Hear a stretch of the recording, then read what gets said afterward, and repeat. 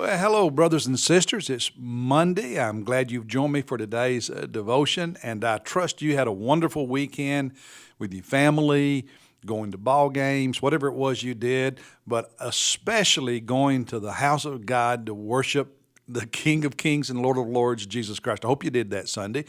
And if you did not do it, I hope you'll make a commitment right now to make certain you are in God's house this coming Sunday. Also, go to our website, fbcrockhill.org, and watch the sermon from this past Sunday as well. Today we are in Proverbs Chapter 27.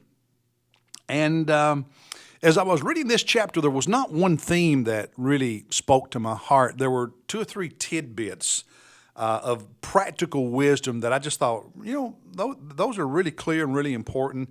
And I want to share those with you, some advice from this chapter. Verse 5 is the first one, so read it with me if you've got your Bible open, Proverbs 27.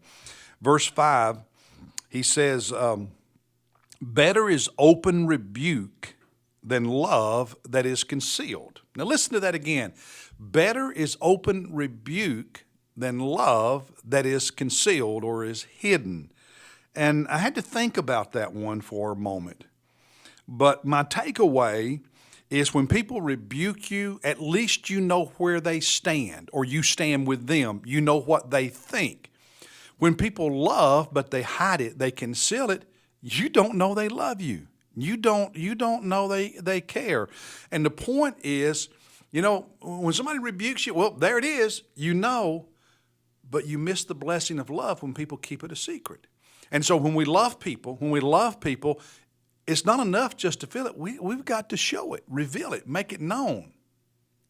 That's the only way it can do its work. So don't dads to their kids or to their wife, well, you know I love you. Not necessarily. You got to tell them and you got to show them. Don't keep it hidden. That's my takeaway from verse 5. Verse 10. Look at verse 10. Interesting verse, especially the latter part of it. He talks in the beginning about not forsaking your friend, etc. But the last phrase of verse 10, better is a neighbor who is near than a brother far away. Better is a neighbor who is near than a brother far away.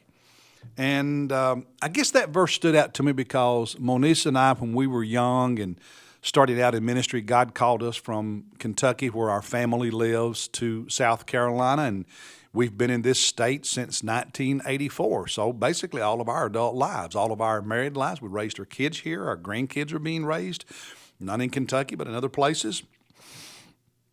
And what I've learned is you better build relationships where you are and not just wait for the future. I've seen as a pastor so many people move to a new city and they say, well, we're only going to be here for 2 years. So, we're not going to plug into a church. We're not going to join a church. That is so unwise. It really is. Because you don't know how many years you have in life. And those 2 years matter. They are important. And here's the thing, wherever God plants you, for however long He puts you there, the friends you can develop, the neighbors you can have, the church you can be a part of in that place for that period of time, however long or however brief, you better take advantage of it. It is unwise, it is silly, it is detrimental to not build relationships where you are, whether you're going to be there 30 years or 3 years. I love my brother. I have a baby brother. I have a sister. I'm the oldest of 3, and I love them. And I love when I'm with them.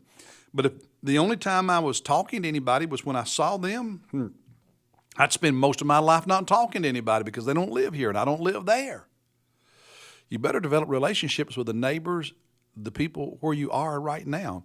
And when you move, listen, when God moves you someplace, you plug into a church, and don't you dare listen to the lie of the devil that says, well, I'm only going to be here for a year or 6 months or 2 years, so why join a church? That is a lie from the pits of hell. Where you are, you plug in right away with enthusiasm. until the day God puts you somewhere else. All right, one more verse, one more tidbit of wisdom from Proverbs 27. Look at verse 21. Verse 21, the second part of it in particular. He says, the crucible is for silver and the furnace for gold. You know, gold is refined to get the impurities out. In a similar way, he says, each is tested, each person, each man, each woman is tested by the praise accorded him. Now, I thought that was interesting, that each of us are tested by the praise accorded to us.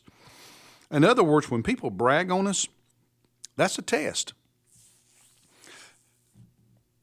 as to whether or not we can stay humble.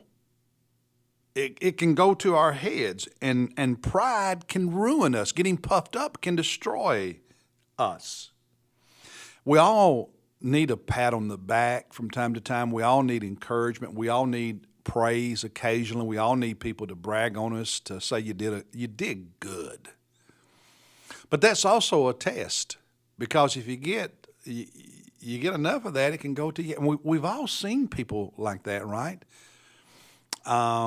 And it can destroy a person. So don't let that happen to you. So those are just some tidbits from this chapter.